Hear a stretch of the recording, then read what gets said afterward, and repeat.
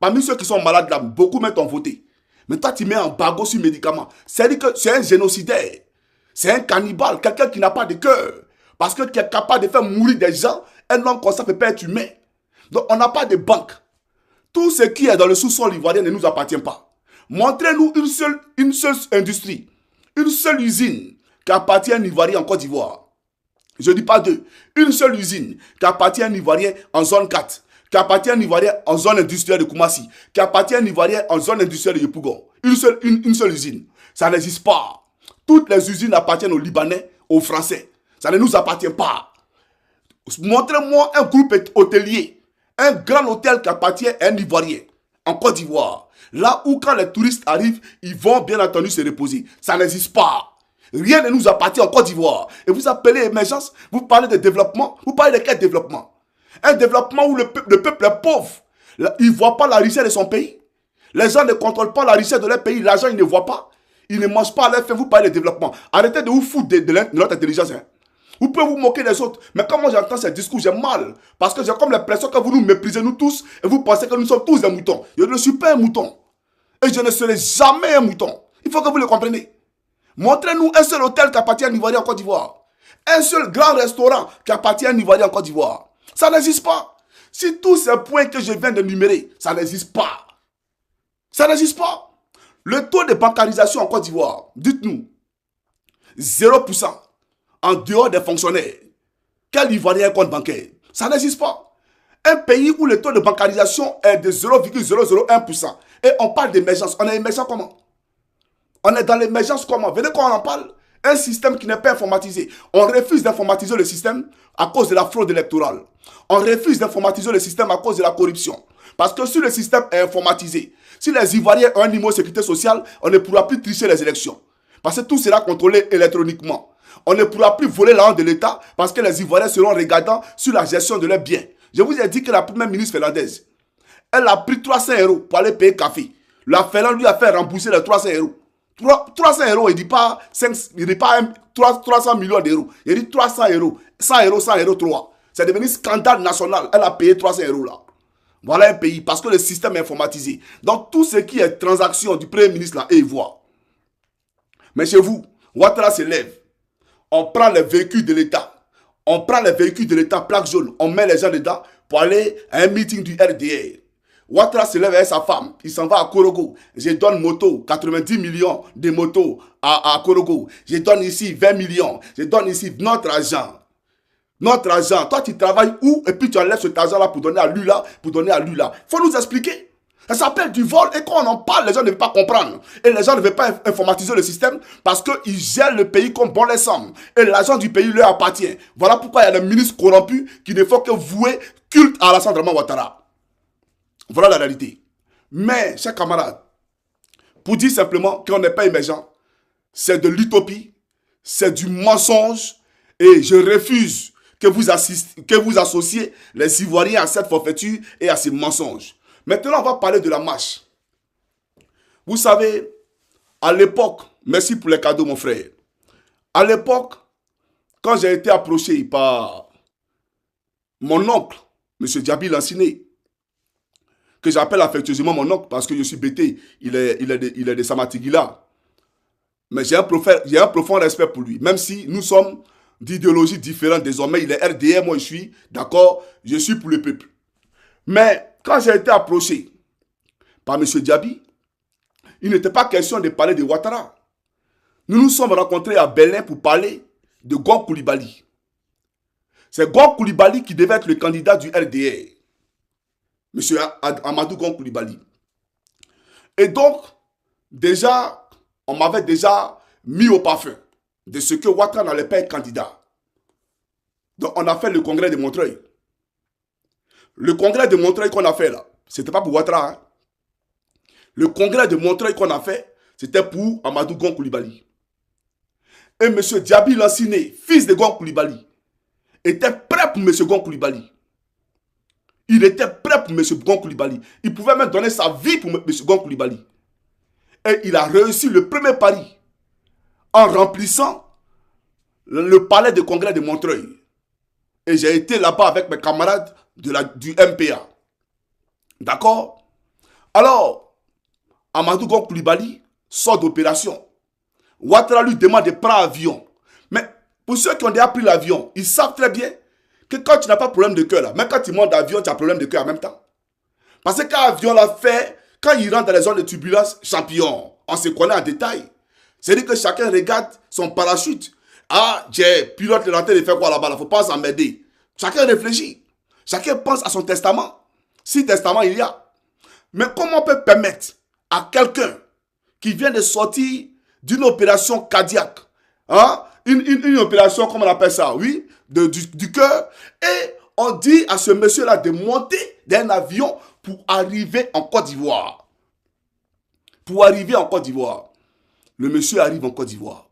À peine arrivé en Côte d'Ivoire, on demande au monsieur de faire des conférences. On demande au monsieur de venir au travail. Amadou Gon est mort dans le réfectoire de la présidence de la République. Et quand il est mort, Ouattara était indifférent. Ouattara était assis indifférent. Il n'a qu'à venir dire que c'est faux. Parce que le gars du corps d'Amadou Gon Coulibaly, quand les ministres sont allés autour, il les a chassés pour dire qu'il était à côté. Ouattara était assis. Il y a quoi? On dit Gon est tombé, Gon est mort. Il n'a même pas réagi. Parce qu'il savait. Puisqu'il avait le bilan de Gon Coulibaly. Le médecin traitant de Gon Coulibaly lui avait déjà tout dit. Voilà pourquoi il a misé sur Amadou Gon Coulibaly pour précipiter sa mort. Pour que lui, il soit candidat. Quand j'entends tout le Mamadou dire, nous, on ne veut pas que le papa Ouattara soit candidat, mais on veut prendre papa pour venir se battre contre les enfants d'Alassane Draman Ouattara. Mais non, non, non, on ne va pas permettre que votre papa vienne frapper les enfants de Ouattara. C'est papa contre papa qui se battent. Et les enfants contre les enfants qui se battent. On est d'accord ou pas? Mais quand Amadou Gon Coulibaly est mort, y avait-il pas un autre enfant au RDR? Puisque Ouattara dit qu'il a une douzaine de jeunes gens qu'il a formés. Y avait-il pas un autre enfant au RDR pour succéder à Amadou Gon Coulibaly? Est-ce qu'il n'y avait pas un autre enfant? Donc vous allez comprendre que le plan de Ouattara était tracé. Sinon, si Ouattara véritablement ne voulait pas candidater en 2020 et qu'il avait choisi Amadou Gon Coulibaly, Ahmed Bakayoko était là. Ahmed Bakayoko était là. Il y a beaucoup de cadres qui étaient là. Le son est coupé. Il y a quelqu'un qui dit que le son est coupé. Dites-moi si le son est coupé, s'il vous plaît. Il y a un monsieur qui me dit que le son est coupé. Il faut me dire rapidement pour que je puisse poursuivre mon allocution. Le son est coupé, oui ou non? Allez-y en profondeur. Mais pourquoi, mon frère, pourquoi tu me dis que le son est coupé? Il faut arrêter ça. C'est pas joli à voir. C'est pas bon. Donc, si Ouattara voulait que il voulait laisser le pouvoir, d'accord, il allait proposer un autre candidat. Il allait proposer un autre candidat. Mais Amadou Gon meurt. Et non, je suis candidat par force de cas majeur. Mais il faut respecter les gens. Il faut respecter les gens. Et donc, le RDR qui ne réfléchit pas.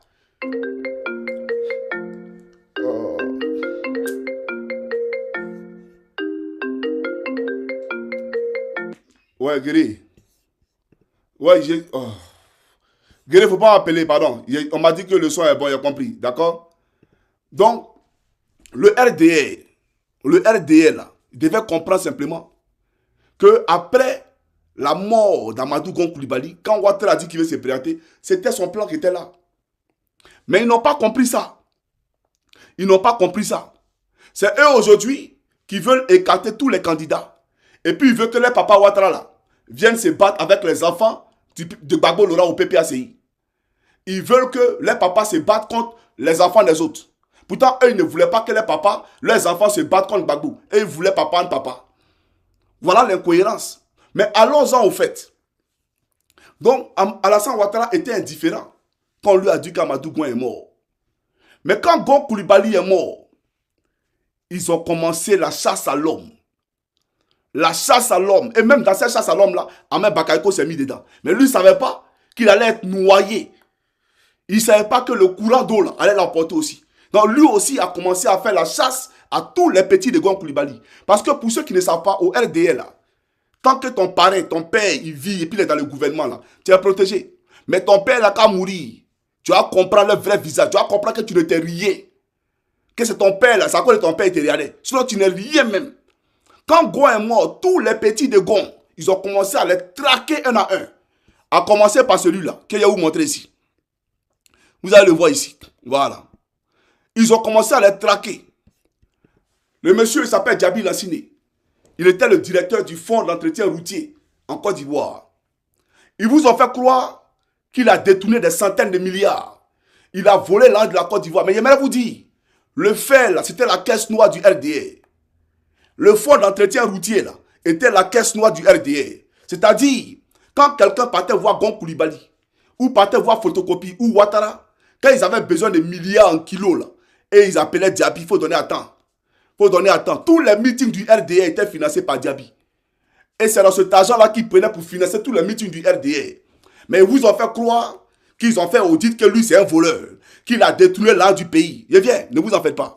Quand vous voulez qu'on parle, on parle, il n'y a pas dedans. Alors que les vrais voleurs de la République, lui-même là, il a détourné l'argent du pays. Voilà, scandale financier en France. La DGSU a fait sortir un rapport. Lui, la photocopie, Fred Alassane Draman Ouattara. D'accord? Avec, dans l'affaire Portéo. C'est-à-dire, voilà des gens qui sont s'endettés. Ils prennent l'argent au Fonds monétaire international. Ils prennent l'argent avec le Fonds monétaire international pour dire qu'ils vont construire des routes, etc., etc. Et ils créent des sociétés écrans. Ils mettent des Libanais devant. Alors qu'en réalité, c'est eux qui sont derrière ces sociétés-là. Et ils donnent des marchés à ces sociétés, donnent des marchés de gré à gré. Et donc, ces Libanais-là prennent l'argent de Côte d'Ivoire qu'ils font blanchir en Europe. En achetant des appartements de luxe. D'accord? En achetant des appartements de luxe, etc. pour que l'argent devienne propre. Donc, le fils d'Amédée Kouakou, actuel ministre des infrastructures routières de Côte d'Ivoire. Mais la police française a trouvé le fils d'Amédée Kouakou dans la maison du DG de Portéo, un Libanais.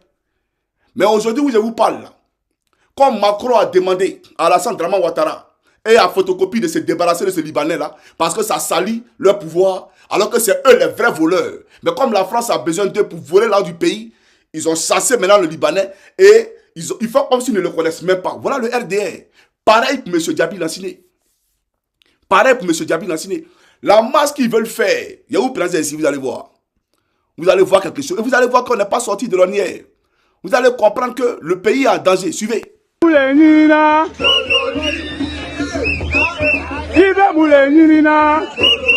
veux détester le président, il va mouler.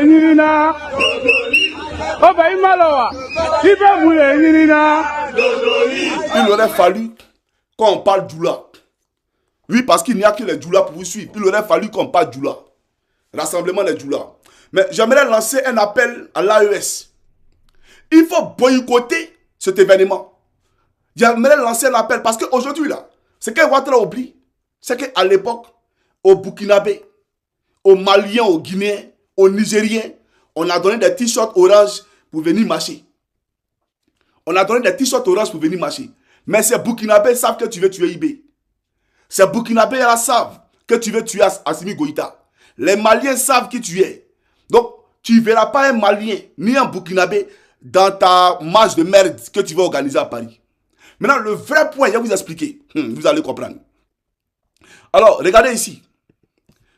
C'est M. Djabi. C'est lui l'initiateur. C'est lui qui a initié ça là. Et comme Gon est mort, c'est-à-dire pendant que on préparait la campagne pour Gon, Gon est mort. Le monsieur qui est là, il est très ingénieux. Il est très intelligent, c'est un technocrate. Donc comme Ouattara, c'était dur pour faire accepter sa violation de constitution. Son troisième mandat illégal, anticonstitutionnel, c'était difficile. Donc qu'est-ce que Ouattara a fait? On a pris M. Djabi et on dit à M. Djabi d'aller organiser un événement comme ça. Ils n'ont pas donné de budget à M. Djabi. C'est dans l'argent du fait là qu'il allait organiser l'événement. Ils ont vu une marée orange à Paris. Ils étaient heureux. Félicitations, félicitations. Parce que Djabi a réussi à faire accepter à la communauté internationale que tous les Ivoiriens étaient prêts pour la candidature de Ouattara. Voilà le même schéma dans lequel ils sont. C'est dans le même schéma qu'ils sont actuellement. Ouattara va se prononcer. Oh, toi, arrête de m'appeler là. Oh. Ouattara va se prononcer, d'accord? Après, un instant s'il vous plaît, je vais vous présenter ça ici. Je vais vous présenter encore. Ouattara, voilà, la marée orange à Paris.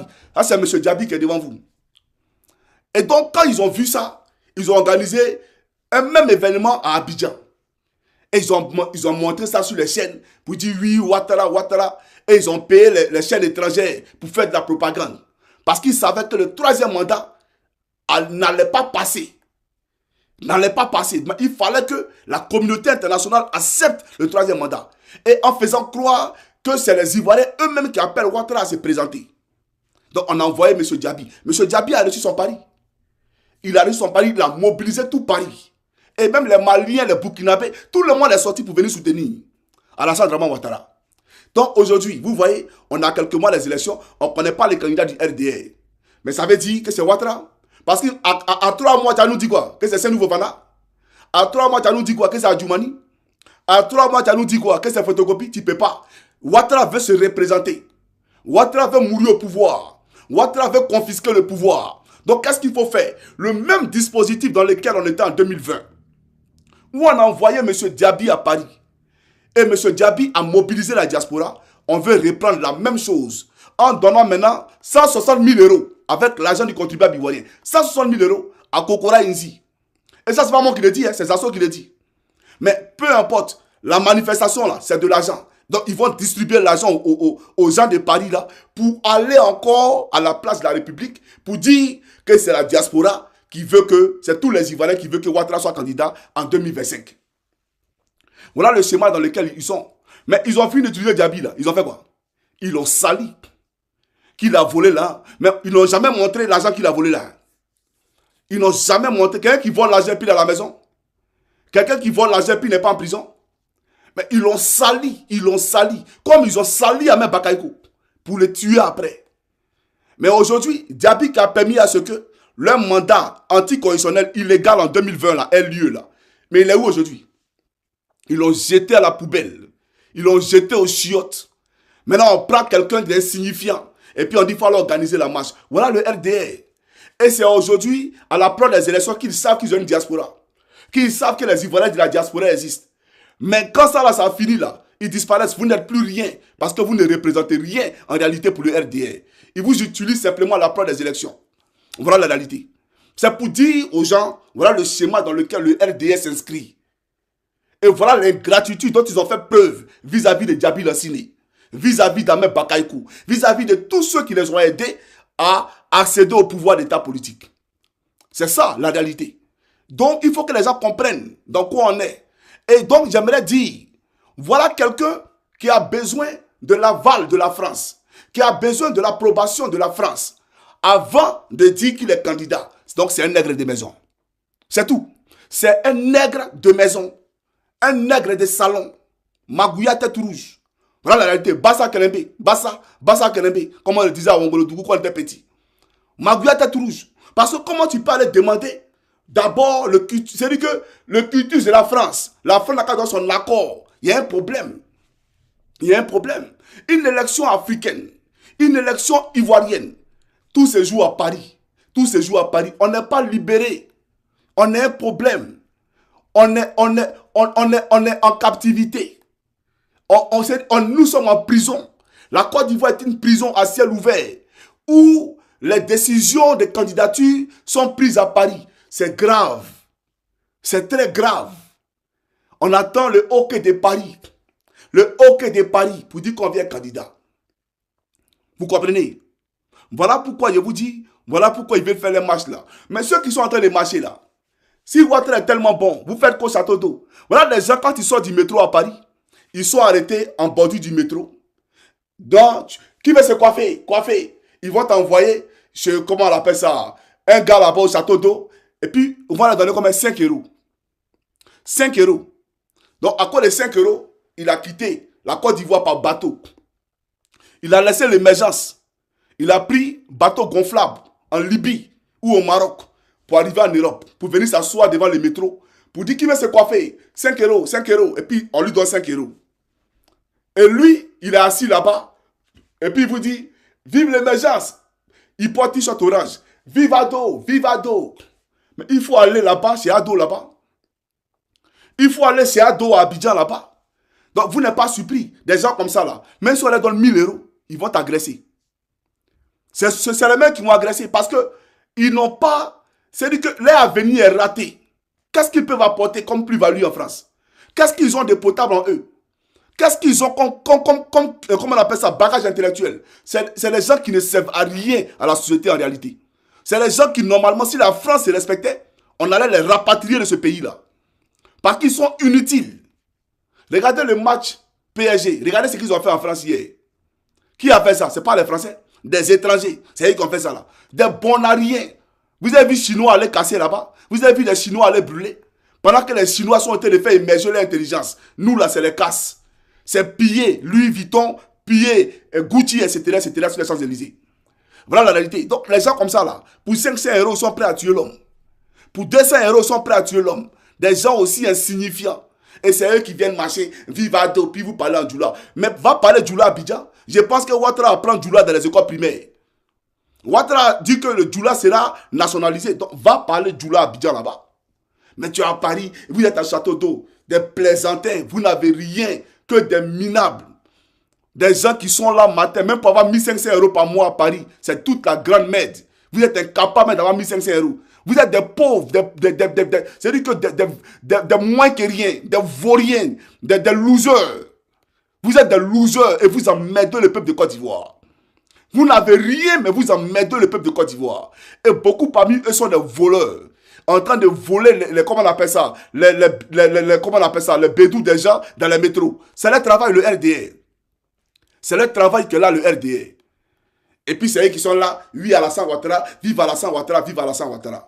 J'ai vu aussi un certain Tchang Ledozo. Moi, je suis propriétaire de société. Je suis propriétaire de société. Mais moi là, ma société là, mon salaire là, c'est pas moi les 1500 euros. Tu es un plaisantin. 1500 euros, tu appelles ça l'argent. Tu es un pauvre lot. Tu n'as rien, tu n'es rien. Quand tu as l'argent là, va à Abidjan là-bas, tu vas aller rester là-bas. Ta société là, tu peux envoyer ça à Abidjan là-bas. Donc voilà le RDR. Parce qu'ils ont les entrées. Parce que c'est les ministres qui viennent du Nord. Et qu'ils ont accès à ces ministres-là, ils pensent que la vie se limite à eux. Voilà la réalité. Et c'est eux qui vont venir vous emmerder pour dire sortez, sortez, sortez. Mais quand ça va là, en Côte d'Ivoire, on va en Côte d'Ivoire, je pense que c'est parce que ça allait en France que vous avez quitté la Côte d'Ivoire pour aller en France. C'est parce que ça n'allait pas en Côte d'Ivoire que vous avez quitté la Côte d'Ivoire pour aller à Paris. Mais maintenant que l'argent est venu, Brave Tier est là, l'émergence est là, Ado Kafle il est là. Mais allez à Abidjan, chez Draman. Mais vous êtes encore dans Paris, là, vous emmerdez les gens à Abidjan. Pourtant, les gens n'arrivent pas à manger. Les gens n'arrivent pas à se soigner. Et vous-même, là, les nordistes, là, vous êtes les premiers à faire Western Union à vos parents, chaque jour à Abidjan. Vous êtes les premiers à faire Orange Money à vos parents. Mais vous mentez à vous-même. Bande d'escrocs. Vous n'avez même pas honte. Donc, c'est pour dire à Ouattara, si tu veux, là, il faut aller organiser marée orange sur la lune. Si tu veux, il faut aller organiser marée orange sur le soleil. On s'en bat les couilles aujourd'hui et puis demain. Nous, on dit que tu n'es pas le prochain président de la République de Côte d'Ivoire. Comme la Côte d'Ivoire t'appartient, là, tu vas nous dire ça. Tu vas nous expliquer ça. Que non, on ne va pas laisser la Côte d'Ivoire à n'importe qui. C'est pour toi le pays là. C'est toi qui as décidé. C'est les Ivoiriens. C'est à eux seuls de décider à qui vont laisser les pays. C'est pas à toi.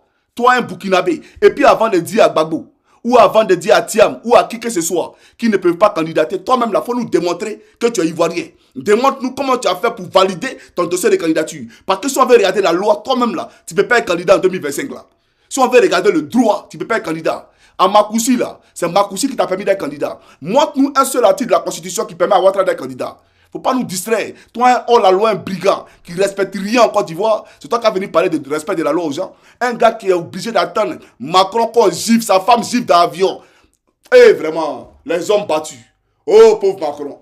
Les hommes battus. Oh, stop, les femmes. Arrêtez de frapper les hommes. Faut pas frapper les hommes. Le petit Macron a été giflé. Le petit Macron, le maître de Ouattara, ils ont giflé ça dans l'avion. Mais j'ai eu mal. Parce que là, les hommes sont menacés. Les hommes sont menacés. Oh, vraiment, Macron a été traumatisé. Oh, de même que je suis contre le fait qu'on frappe les femmes. Je suis contre le fait qu'on frappe les hommes. Les femmes qui frappent les hommes. Et il a été frappé. Oh, Macron, Yako, nous sommes solidaires de Macron. Parce que stop à la violence faite aux hommes. Donc, il ne faut pas frapper Macron. Mais Macron a été giflé. Mais Ouattara attend, Draman, il attend que lui qui a été giflé là, donne son OK pour que lui soit candidat en Côte d'Ivoire. Mais si Macron est giflé, c'est que Fanta Gbaya va te tuer. Parce qu'elle-même là, à Salfo, il m'applaudit ça dans le billard. Donc, sur lui-même, il gère ça, toi là. Champion, c'est que tu n'es rien. Tu es là pour la forme. Tu es là, la puis tu es quoi? Tu es là pour la forme. Tu n'es rien même. Donc, vous deux, c'est une association d'hommes battus, je comprends. Une association d'hommes battus. Mais toi, tu as battu avant lui. Donc je comprends que tu as besoin de lui pour que, voilà, la solidarité des hommes battus. Je peux comprendre ça. Mais c'est pour te dire, si tu veux,